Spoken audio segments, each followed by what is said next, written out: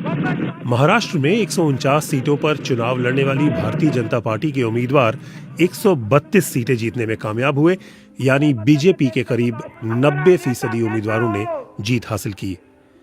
इस जीत के पीछे मौजूदा महायुति सरकार की मुख्यमंत्री लाडकी बहन योजना और प्रदेश में किसानों के लिए सब्सिडी के अलावा विकास के कार्यों पर तो विस्तार से बात भी हो रही है और विश्लेषण भी।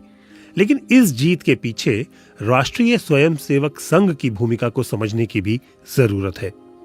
पहली बात, नारों को मतदाताओं तक पहुंचाना। करीब 1 महीने पहले महाराष्ट्र विधानसभा चुनाव प्रचार अपने शबाब पर था। प्रधानमंत्री मोदी जी ने भारतीय जनता पार्टी ने अपने स्टार प्रचारकों में से एक यूपी के मुख्यमंत्री योगी आदित्यनाथ को भी मैदान में उतार रखा था और उन्होंने बटेंगे तो कटेंगे वाला एक विवादित नारा भी दे दिया था। मुंबई और कुछ दूसरे शहरों में ये नारे वाले पोस्टर रातों रात लग गए थे और राज्य में कांग्रेस समेत कई विपक्षी पार्टियों ने इसे सांप्रदायिक और भड़काऊ करार दे दिया था। नारे पर छिड़े विवाद के महज 3 दिन बाद नागपुर में आरएसएस के हेडक्वार्टर्स में इस पर चर्चा चल रही थी।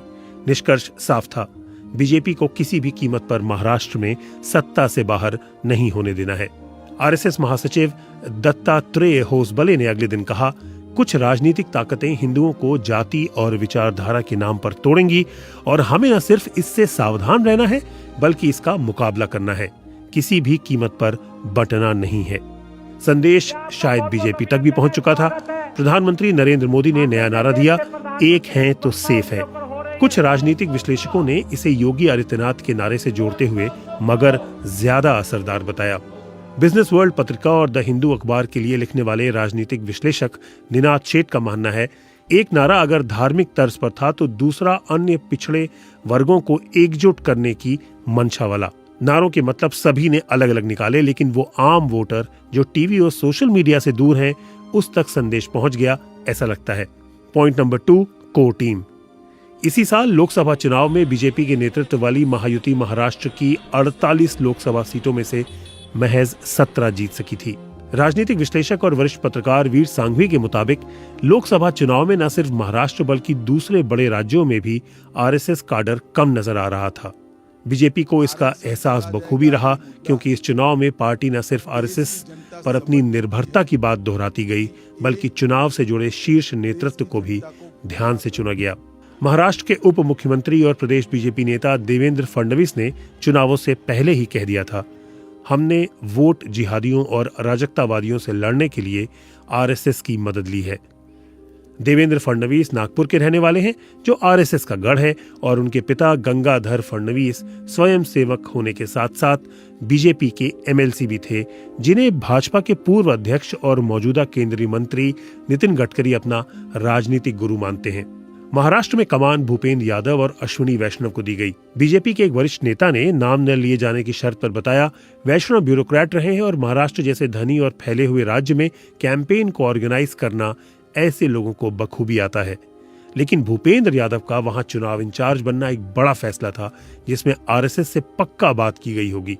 इसके अलावा आरएसएस ने अपने पश्चिमी प्रांत के प्रमुख रहे अतुल लिमये को बीजेपी नेताओं बीएल संतोष और बीजेपी और आरएसएस के बीच कोऑर्डिनेटर अरुण कुमार के साथ मिलकर काम करने के लिए भी कहा। पॉइंट नंबर 3, शहरी मतदाताओं पर फोकस। आरएसएस के 2 प्रांत प्रचारकों से बात करने पर एक टीस साफ दिखाई पड़ी थी। 2024 लोकसभा चुनावों में बीजेपी का अब की बार 400 पार का नारा अपने तमाम मतदाताओं को एक ऐसे कंफर्ट जोन में शायद ले गया था कि वे घरों से वोट करने के लिए कम निकले।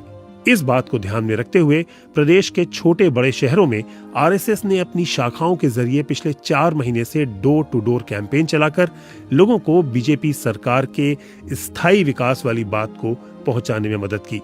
पिछले लोकसभा चुनाव में हुए औसत प्रदर्शन को इससे जोड़कर देखने वाले संघ ने इस चुनाव में उसे दूर करने के लिए पार्टी को बधाई देते हुए अपनी पत्रिका ऑर्गेनाइजर में लिखा है, लाडकी बहन योजना, छत्तीसगढ़ और महाराष्ट्र में माओवाद से निपटना और किसानों के हित की बात करना इस बार कारगर साबित हुआ।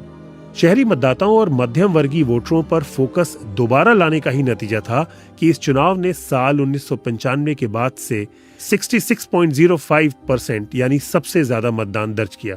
द इकोनॉमिक टाइम्स अखबार के लिए बीजेपी और आरएसएस कवर करने वाले वरिष्ठ पत्रकार राकेश मोहन चतुर्वेदी के मुताबिक इस तरह की 1-to-1 कैंपेन में आपको कभी कोई भी किसी झंडे और बैनर या लाउडस्पीकर के साथ नहीं दिखता।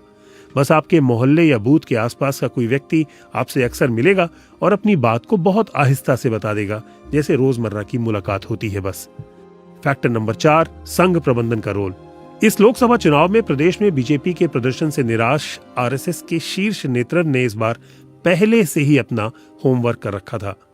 नागपुर में द हितवाद अखबार के राजनीतिक संवाददाता विकास वैद्य के अनुसार बहुत जमाने बाद मैंने संघ के स्तर पर इस तरह की माइक्रो प्लानिंग देखी, जिसके तहत प्रदेश के बाहर से करीब 30,000 लोगों को चुनाव में मदद के लिए अलग अलग समय पर बुलाया गया। दरअसल पिछले लोकसभा चुनाव के औसत प्रदर्शन के बाद आरएसएस ने राज्य के हर जिले में एक कमेटी बनाई थी, जिसने लोगों से मिलकर यह टोह लिया कि प्रदेश की महायुति सरकार में और क्या बेहतरी की जा सकती है। इस काम के लिए देश के कई राज्यों से संघ में काम करने के लिए लोग बुलाए गए।